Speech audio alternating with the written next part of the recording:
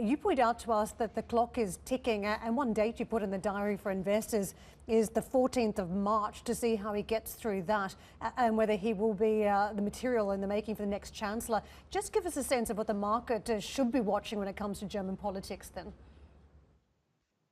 Well, what the market really should be watching is not exactly who will be the candidate to replace Merkel, whether it's Mr. Laschet or Mr. Söder, the Bavarian guy. We will probably find out shortly after the state elections on the 14th of March.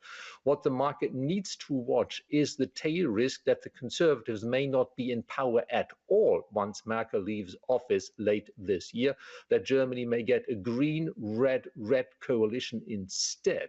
This tail risk probably has receded a little due to the election of Laschet as chairman of the CDU, because Laschet, a centrist, appeals a bit more to the voters in the center who will decide the election outcome.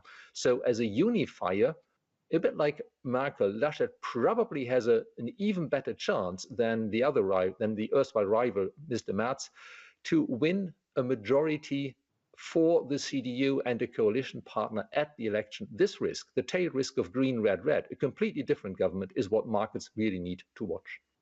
Let's get into that a little bit more. This green, red, red coalition, as you put it, how could events be influenced on the ground? I mean, we've been watching Germany also go through a fairly vicious wave of the virus at this point. What are the catalysts behind the scenes that could trigger a change in the government and coalition? Well, this is a question for the election on the 26th of September. So whatever happens now will have only a modest or lagged impact on then.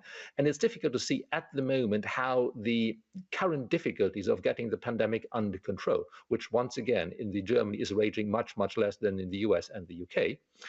The difficulties of getting the pandemic under control now come from what you could call an almost bipartisan effort in Germany. In the national government, there is the center-right, the center-left, and the center-left. It's also being coordinated with the Greens on the state level. So if it goes wrong, it's not easy to say that if it goes somewhat wrong, this will necessarily hurt the CDU, the Conservatives, more than the others.